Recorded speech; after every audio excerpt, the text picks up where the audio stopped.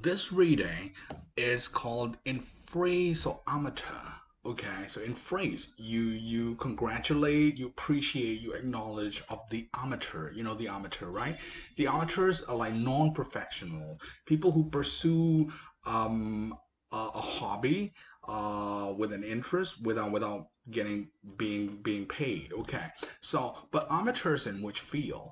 Despite the specialization of scientific research, amateurs still have an important role to play. So it's about in the field of science, how can the amateurs contribute? And how we should acknowledge them. All right, so that's it. Now let's go to the question. There are questions number 1 to 8. This is summary completion.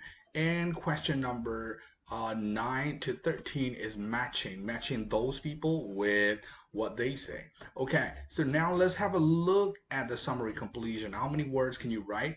You can write 1 or 2 words from the passage. Okay, so let's read the summary and underline the keywords. Okay, so prior to 19th century, before 19th century, professional blank did not exist. Okay, so you try to find 19th century and before that, professional those didn't exist. So what didn't exist? You try to find it, and scientific research are largely carried out by the amateur. Okay, however, while blank today is mostly the domain of professional. So what today currently is the domain of professional? A recent US survey highlighted the fact that the amateur plays an important role in at least 7 blank. So 7 something. So they're gonna say this and this and this and this like that. So you try to count 7 and 7 what? And indeed, many professionals are reliant on their something. What is that?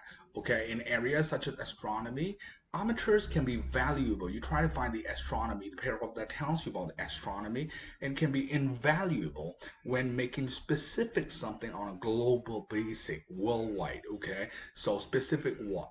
Similarly, in the area of paleontology, their involvement is invaluable and helpers are easy to recruit. Okay, in paleontology, you try to find it, helpers are very easy to get because of the popularity of something. Okay, so in the paleontology, you try to find what is popular.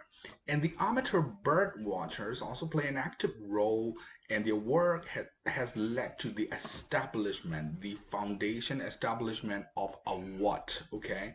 And occasionally the name amateur has been the source of disagreement, argument, and alternative names. Other names have been suggested.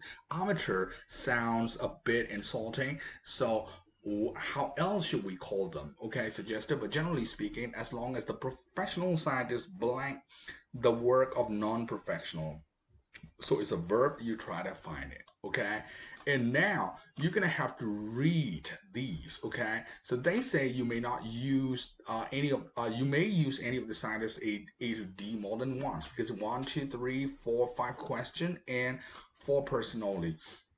Dr. Fienbark, Adrian Hunt, Rick Boney, and Dr. Carlson. Okay, so let's try to have a look. The amateur's involvement can be an instructive pastime in leisure. Okay, and instructive. They're actually having leisure time, but they also get some direction, some instruction from the professional, stuff like that. Who says it?